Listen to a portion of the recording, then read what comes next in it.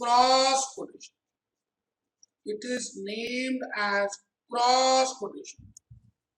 बेटा इसको हम क्रॉस कोटेशन बोलेंगे, that is neither American nor European, neither American nor European. तो बेटे इस तरह से मैंने ये करा दिया। बीच में बेटे एक हम लास्ट लेक्चर में 19 तक पहुंच गए थे, मेरे को एक दो बातें और बतानी थी, जैसे कंसेप्ट नंबर 30 मुझे बताना था बेटे।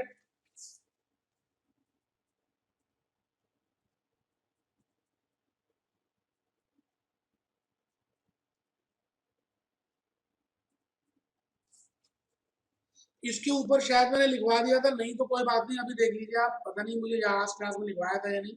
मैं भी एक बात और थोड़ी सी बता रहा हूँ बेटे। प्रीमियम और डिस्काउंट मतलब, प्रीमियम और डिस्काउंट का मतलब क्या होता है कि करेंसी करेंसी बेस करेंसी महंगी हो रही है, महंगी हो रही है या सस्ती हो रही है। बेटे बेस करेंसी महंगी हो रही है या सस्ती हो रही है, it can be calculated with the help of two methods। बेटा इसको हम दो तरीकों से निकाल सकते हैं, और बड़े लॉजिकल तरीके हैं बेटे, कोई टेंशन की बात नहीं। बेटे मैंने आपको लेक्चर 4 में एक बात बताई थी, लेक्चर 3 या 4 में, 3 में बताई होगी, जिसमें मैंने बताया था factors affecting exchange rate, factors affecting exchange rate. मैंने ये बताया आपको कि भाई इन्फ्लेशन एक मोस्ट इंपॉर्टेंट फैक्टर होता है, फिर इन्फ्लेशन रेट के साथ interest rate is also the most important factor, जो फॉरेन करेंसी को कन्वर्ट करता है या फॉरेन करेंसी के रेट्स को डोमेस्टिक करेंसी के साथ चेंज करता है, या एक करेंसी की रियल वर्थ को चेंज करता है। बेटे एक बात मैं बता दूं, जब ज्यादा इन्फ्लेशन होती है ना, तो उस केस को ठीक करने के लिए रिजर्व बैंक ऑफ इंडिया को अपने रेपो रेट्स बढ़ाने पड़ते हैं, हाई करने पड़ते हैं।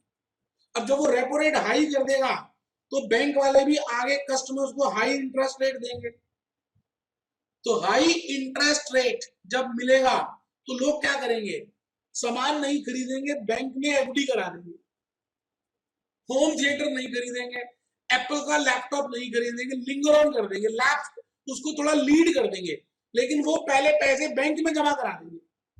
तो बेटे एक बात कहनी है आपको, इस बात से मैं बताना चाह रहा हूं, हायर द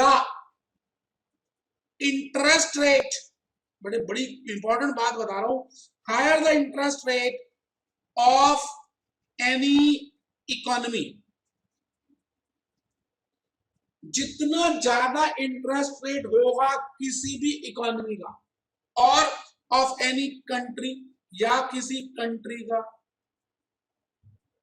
क्या इंटरेस्ट रेट अगर ज्यादा होगा किसी कंट्री का या इकोनॉमी का, then it implies there is high inflation. बेटे इंटरेस्ट रेट ज्यादा होने का एक सबसे प्रमुख कारण है कि वहां इन्फ्लेशन ज्यादा है, क्योंकि इन्फ्लेशन को ठीक करने के लिए ही तो हम इंटरेस्ट रेट को ऊपर करते हैं। It also implies the currency of that country. The currency of that country is depreciating। बहुत गहरी बात है, आप पहले लिख लें।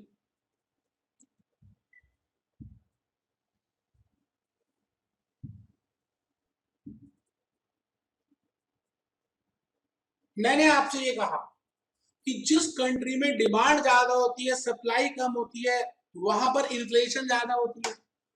और जहां पे इन्फ्लेशन ज्यादा होती है उसको ठीक करने के लिए reserve bank of India interest rate high कर देता है, जिससे कि लोगों के पास पैसा हाथ में ना रहे, वो बैंक में जमा करा दें और डिमांड कुछ कम कर दें। इसका मतलब इंटरेस्ट रेट हाई होने के पीछे कुछ ना कुछ संकेत है कि उस कंट्री की इन्फ्लेशन बहुत ज्यादा है। अच्छा, जब इन्फ्लेशन ज्यादा है तो उस कंट्री की रियल वर्थ करेंसी की कम हो रही है, कम हो रही है। इसका मतलब वो कंट्री की करेंसी डेप्रिशिएट कर रही है। बेटे और दूर क्यों जाते हो, आज गूगल में मोबाइल पे अभी जाओ और चेक करो कि यूनाइटेड स्टेट्स ऑफ अमेरिका के अंदर, जापान के अंदर, यूरोप के अंदर बैंक बैंक्स कितना इंटरेस्ट रेट दे रहे हैं अपने कस्टमर्स को। बेटे नेग्लिजिबल है, नेग्लिजिबल। 1%, 1.5%, 2% भी नहीं। बेटे इसीलिए तो अमेरिकन, यूरोपियंस और जापानीज कंपनीज इंडिया में आ रही हैं, क्योंकि यहाँ इंटरेस्ट रेट ज्यादा है। वहां पर 1%, -1, 2% तक का इंटरेस्ट रेट है बेटे। क्यों? क्योंकि वहां पर सब डेवलपमेंट हो गई। इंडिया में अभी डेवलपमेंट बाकी है। यहाँ के लोग अभी तरक्की कर रहे हैं, यहाँ पर जीडीपी बढ़ेगा, यहाँ इंटरेस्ट रेट ज्यादा है, यहाँ पॉपुलेशन ज्यादा है, यहाँ इन्फ्लेशन ज्यादा है, इसलिए यहाँ की रियल वर्थ करेंसी की कम होती जा रही है। आप चेक करिए, एक जमाना था आज से 2 साल पहले 50-52 रुपए का था रुपया, और आज 60-65 पे चल रहा है। दुख की बात है हम सबके लिए, लेकिन बेटे ये फेज हर इकोनॉमी में आएगा, तभी हम ऊपर जाएंगे। तो बेटे मैं ये कहना चाह रहा हूं कि प्रीमियम और डिस्काउंट निकालने के दो तरीके हैं। I can calculate premium slash discount with the help of two methods. एक मेथड है on the basis of forward forward slash spot rates, और दूसरा बेटे ऑन द बेसिस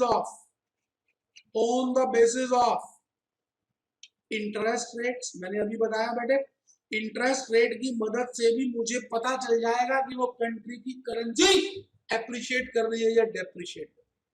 तो बेटे ये फॉर्मूला तो आपको पता ही है, ये तो फॉर्मूला पता ही है मेरे बेटे, F minus S upon S into 100। ये तो फॉर्मूला सबको पता है। Forward rate minus spot rate upon spot rate into 100। अब बेटे मैं कहता हूं एक फॉर्मूला और भी है बेटे, मेथड 2। अगर मुझे दो कंट्रीज के बीच में ये देखना है या उस कंट्री की करेंसी को देखना है कि वो एप्रिशिएट कर रही है डेप्रिशिएट कर रही है, तो मैं लिखूंगा जी difference in interest rates. America में और इंडिया में इंटरेस्ट रेट का डिफरेंस कितना है? और बेटे इंटरेस्ट 1 साल के बाद मिलेगा, तो मैं यहां पे लिखूंगा 1 plus interest rate of base. अभी फॉर्मूला नहीं लिखा, आप लिख चुके हैं, पहले ध्यान से देखिए। मैं कह रहा हूं इंटरेस्ट रेट के बेसिस में अगर आपको करना है तो interest rate of code currency minus interest rate of base currency upon 1 plus interest rate of base currency into 100। ये फॉर्मूला है बेटे, this is the formula, this is the formula और logic as per method 2 for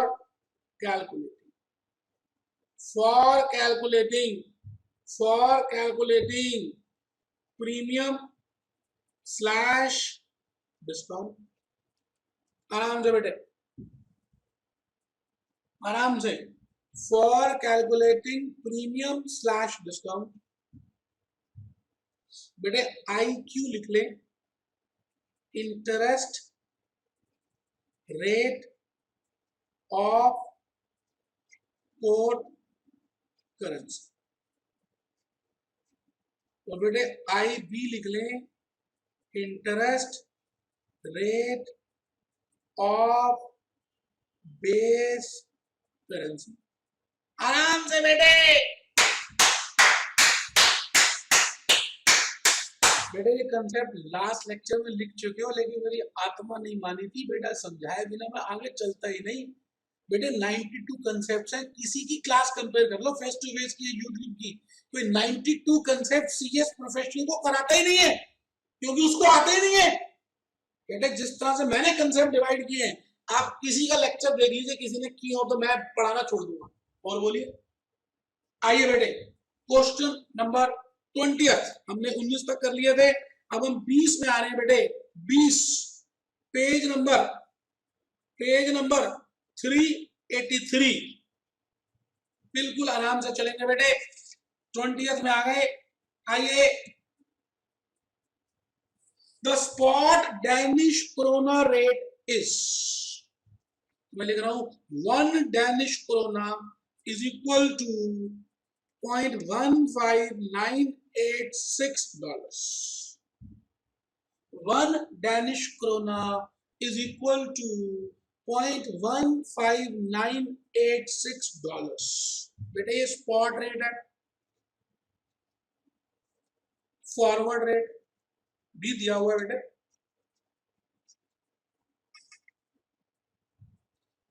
1 Danish krona is equal to $0.1590. ठीक है जी, ये 3 महीने का बेटे, भाई राम 3 महीने का। और बेटे इंटरेस्ट रेट, सूत कर्ण सूत पुत्र था, सूत इंटरेस्ट रेट बेटे डॉलर्स में है 6.25% पर एनम।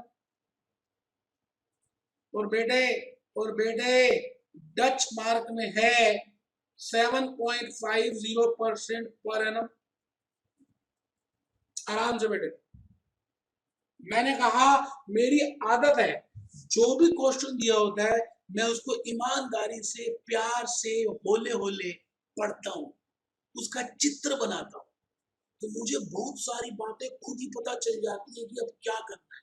बेटे ये कला है, ये बुक वाले नहीं बताएंगे, यही तो कला है, इसी कला से ही तो हम काम कर रहे हैं। बड़े बड़े क्वेश्चन हो जाते हैं बेटे। आइए मैं इसको वर्किंग नोट 1 लिखूंगा, देख लीजिए आपने किया या नहीं। बेटे पहला है कैलकुलेट फॉरवर्ड और प्रीमियम ऑन डैनिश कोरोना। जो हम कितना समझदार है एग्जामिनर, उसको पता है डैनिश कोरोना बेस करेंसी है, तो प्रीमियम और डिस्काउंट डैनिश कोरोना के लिए ही कह रहा है। तो बेटे कितना आसान है, मुझे चेंज करने की जरूरत नहीं है, क्योंकि बेटे प्रीमियम और डिस्काउंट हमेशा बेस के लिए निकाला जाता है, और यहाँ पर बेस डैनिश कोरोना ही है, तो बेटे मैं आराम से निकाल सकता हूँ, कोई टेंशन की बात नहीं है। ठीक है जी, तो मैं लिख रहा हूं, फर्स्ट पार्ट लिख रहा हूं, premium slash discount on Danish corona can be calculated with the help of 2 methods। बेटे 2 मेथड्स की मदद से हम निकाल सकते हैं। मेथड 1, बेटे मैं दोनों मेथड करूंगा इसीलिए तो करा रहा हूं, मेथड 1 आपको पता है फिर भी करा रहा हूं बेटे। On the basis of forward rates and spot rates, ये तो पता ही है बेटे। F minus S upon S into model.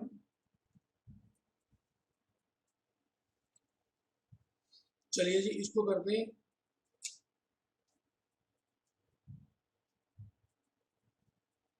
.1590 minus 0.15986 upon 0.15986 into 100 mod में बेटे, मॉडल वैल्यूज है लो।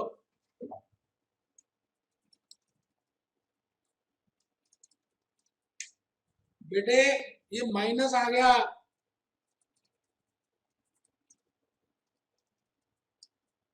बेटे ये आ गया 0.5379%। और अगर इसको एनुअल करना हो इंटू 12/3 कर सकते हैं। ये आ गया बेटे माइनस या 2.15 डिस्काउंट। यही आंसर है बेटे। माइनस ना लिखें, डिस्काउंट लिखें तो ज्यादा अच्छा। तो मैं लिख रहा हूं it implies Danish krona will be at discount after 3 months। अब मैं लिख रहा हूं method number 2, premium slash discount can also be calculated on the basis of, किसके बेसिस में बेटे?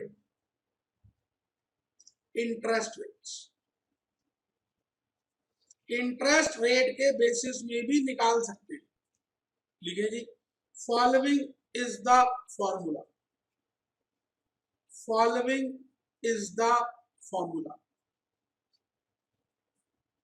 आई यू माइनस आई बी मतलब difference in interest rates upon base. तो बेटे इंटरेस्ट रेट बेस का ही होता है इंटू 100, क्योंकि इंटरेस्ट 1 साल के बाद मिलता है, इसलिए 1 प्लस आई बी लिखना है। जैसे कैपिटल गेन्स में 1981 बेस है, तो बेटे बेस को हमेशा हम डिनोमिनेटर में लिखते हैं, ठीक है। तो मैं लिख रहा हूं जी इंटरेस्ट रेट ऑफ कोट। अब ये इंटरेस्ट रेट आपको, कोट करेंसी कौन सी है? मैंने कहा जी कोट करेंसी है डॉलर्स। और बेस करेंसी कौन सी है बेटे? बेस करेंसी है डैनिश क्रोनर। आराम से, तो बेटे 6.25 इंटू 3/12 ये आ गया बेटे 1.5625%। ये 3 महीने का मैंने निकाल लिया बेटे। मेरे को दिया था 6.25% एनएम का, मैंने इसको 3 महीने का निकाल लिया। तो इसी तरह से डैनिश क्रोना 7.5 इंटू 3/12, तो ये आ गया जी 1.875% फॉर 3 मंथ्स।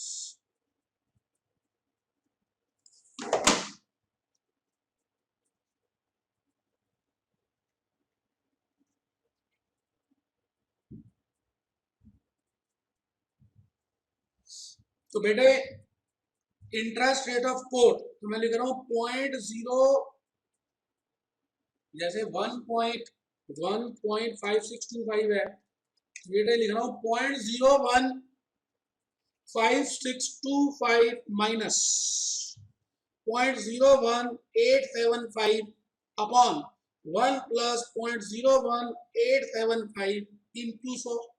बेटे सोल्यूशन दिया हुआ है, लेकिन मोहब्बत है ना, मोहब्बत है आपसे, 2.5 अक्षर है, क्या करूं, पूरा करा 0.015625 माइनस 0.01875 अपॉन 1.01875 इंटू 100। ये आ रहा बेटे, बिल्कुल ठीक आ रहा बेटे, 3.0674% डिस्काउंट।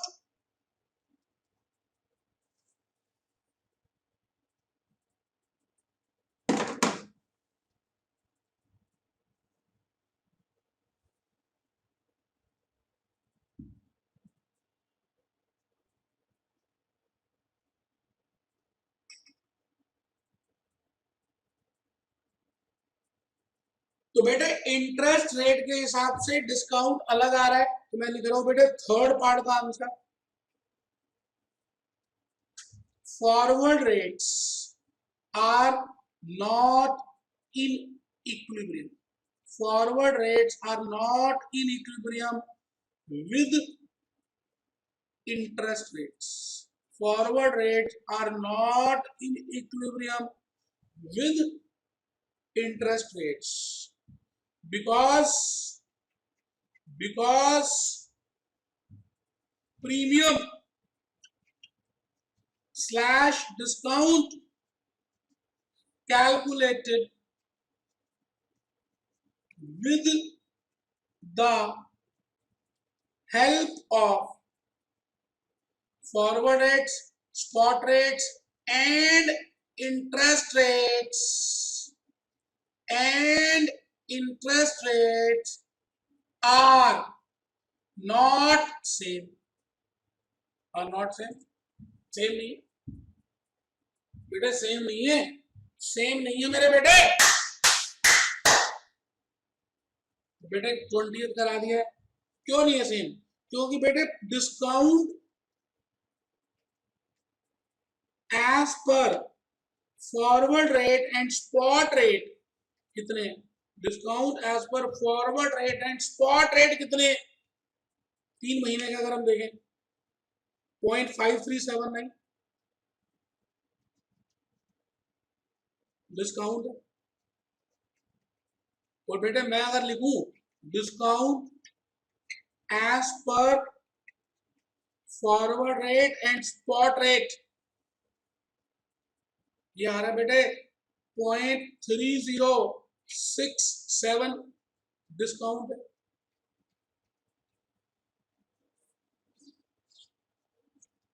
बेटे सेम ही नहीं है बेटे, सेम अगर होते तो फॉरवर्ड रेट इक्विलिब्रियम में होता as per forward rates and interest. तो बेटा 2 मेथड्स करा दिए, एक इंटरेस्ट रेट के बेसिस पे करा दिया और एक मैंने आपको फॉरवर्ड रेट और स्पॉट रेट के बेसिस पे करा दिया। अब बेटे क्वेश्चन नंबर 21 आप देख लें, मुझे लगता है कि मैंने अब 21 की बेसिक बातें सारी बता दी हैं, खाली उसमें एक फॉर्मूला लगाना है, interest rate of quote minus interest rate of base upon interest rate of 1 plus interest rate of base, बेटे काम हो जाएगा। मैं चाहता हूं आप सभी आराम से कंसेप्ट नंबर 31 को लिखना शुरू कर दें, और बेटे मैं खुद लिखवाऊंगा, इसका नाम है बैंक मार्जिन या बैंक कमीशन, कुछ भी लिख सकते हैं, और कवर रेट भी लिख सकते हैं, कवर रेट, मर्चेंट रेट, और खाली बैंक रेट भी लिख सकते हैं। बेटे कुछ भी लिख दीजिए, ये बहुत ही इंपॉर्टेंट बात अब डिस्कस करने जा रहा हूं, कोई टीचर नहीं कराएगा मेरे अलावा। क्यों? क्योंकि मैंने इसमें महारत हासिल करी है, मैं सीएफए कर रहा हूँ यूएसए की, तो बेटे मुझे हर चीज पता चल गई है, इसलिए मैं बेटा मेरी हॉबी भी यही है, पढ़ना पढ़ाना और मूवीज देखना, पढ़ना पढ़ाना और मूवीज देखना, और भी मेरी हॉबी नहीं है बेटे। तो चलिए कंसेप्ट नंबर 31 हम शुरू करेंगे। कंसेप्ट नंबर 31 बेटे मैं ये कहना चाहूंगा इसमें कि आप पहली बात लिखें, द बैंक या द एक्सचेंज रेट, ऐसे लिखे, the exchange rate in between, the exchange rate in between RBI and bank, ये बात पहले भी बता चुका हूं, फिर भी रिपीट करूंगा, the exchange rate in between RBI and bank is named as inter bank rate. बेटे उस रेट को क्या बोलते हैं? Inter bank rate. बेटे ये 2 होते हैं, आपको बताया था, लाइबोर एंड माइबोर। फिर दूसरी बात,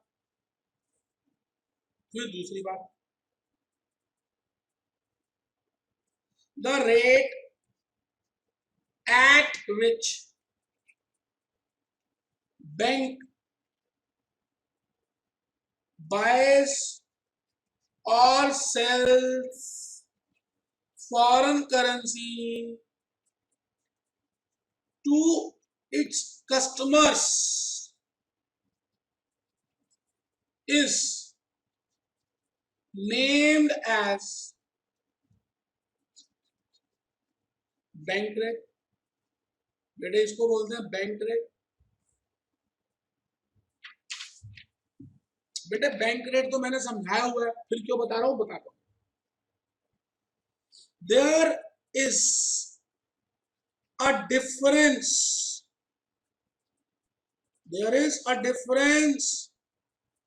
इसमें और लिख लें, बैंक रेट लिख लें, कॉमा मर्चेंट रेट लिख लें, तो बेटे इसका नाम हो रहा है कवर रेट। आराम से बेटे बी पॉइंट को कंप्लीट कर लें। या तो हम उसको बैंक रेट बोलेंगे, या मर्चेंट रेट बोलेंगे, और या फिर कवर रेट बोलेंगे। 3 रेट्स लिखे हैं मैंने। There is a difference in inter bank rate and bank rate. बेटे दोनों में डिफरेंस होता है। That is the rate at which bank buys from RBI, the bank buys foreign currency from RBI, and the rate at which bank sells foreign currency to its customers, बेटा दोनों में rate अलग होता है। जैसे मैं कहता हूं, एक मैन्युफैक्चरर होता है, एक डिस्ट्रीब्यूटर होता है, एक रिटेलर होता है। आप बताइए, एक मैन्युफैक्चरर है जो सामान को मैन्युफैक्चर करता है। सैमसंग, आपके पास सभी के पास सैमसंग के मोबाइल फोन्स हैं। मैं कहता हूँ जी ये बनते हैं, मैन्युफैक्चरर बनाता है, सैमसंग वाले बनाते हैं। फिर वो क्या करते होंगे, अपने डिस्ट्रीब्यूटर्स को ऑल ओवर द वर्ल्ड दे देते होंगे, और डिस्ट्रीब्यूटर्स क्या करते होंगे, अपने रिटेलर्स को देते होंगे, और रिटेलर्स क्या करते होंगे, कस्टमर्स को दे देते होंगे। अब मुझे बताइए, ये जो रेट है इनका और ये जो रेट है इनका, बेटे डिफरेंट है या नहीं?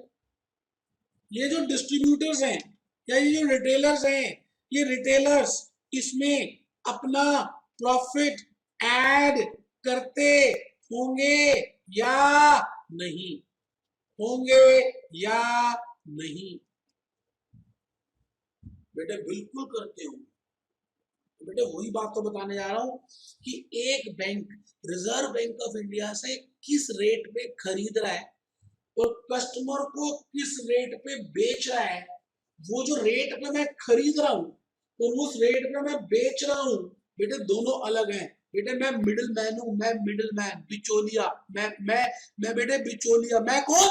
मैं बैंक, मैं HDFC, मैं SBI, मैं वेस्टर्न यूनियन, मैं सीता ट्रेवल, मैं RBI से खरीद रहा हूं, कस्टमर को दे रहा हूं, या कस्टमर से खरीद के RBI को दे रहा हूं। बेटे मैं अपने पास फॉरेन करेंसी नहीं रखता, ये बात मैं पहले ही बता चुका। बेटे कोई भी बैंक अपने पास फॉरेन करेंसी नहीं रखता, क्योंकि वो बड़ी हॉट है। जैसे एक मूवी आई थी हेरा फेरी, उसमें हीरे की पोटली होती है, वो पोटली फेंकते हैं, पोटली नहीं रखते अपने पास। बेटे अगर पोटली मेरे पास रह गई तो बेटे मेरे को ही हॉट रिस्क भरना पड़ेगा। तो मैं लेऊंगा, दे दूंगा, लूंगा, दे दूंगा। अब जिस रेट में मैं लूंगा और जिस रेट में मैं दूंगा, उसके बीच में मैं अपनी पत्ती ऐड कर लूंगा। पत्ती क्या होता है? Margin, profit. तो मैं जिस रेट में ले रहा हूं उसका नाम है इंटरबैंक रेट।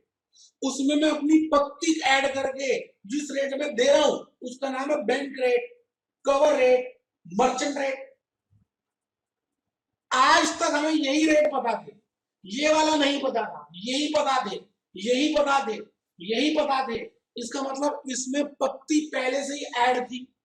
बट मान के चलो कि अगर रिजर्व बैंक ऑफ इंडिया और बैंक का रेट मैं आपको दे दूं, इंटरबैंक रेट दे दूं और मार्जिन का रेट भी दे दूं, प्रॉफिट का रेट दे दूं, तो बेटा मैं उस रेट को निकाल सकता हूँ, बिल्कुल निकाल सकता हूँ, क्यों नहीं निकाल सकता। मुझे ये रेट बताओ कि मैं मैन्युफैक्चरर से किस रेट में खरीद रहा हूँ और मुझे अपना प्रॉफिट और लॉस कितना प्लस माइनस करना है, तो मैं वो रेट निकाल सकता हूँ, बिल्कुल निकाल सकता हूँ। तो बेटा इन्हीं बातों के साथ मैं आपको सी पॉइंट को पहले कंप्लीट करेंगे, विच, अच्छा चलिए डी पॉइंट लिख लीजिए, the difference, the difference in between two exchange rates is named as bank margin. Margin कह दें, कमीशन कह दें, प्रॉफिट कह दें, कुछ भी कह दें। The difference in between two exchange rate is named as bank margin slash commission slash profit। तो मैं बेटे एक चीज लिख रहा हूं, फॉलोइंग इज द इक्वेशन।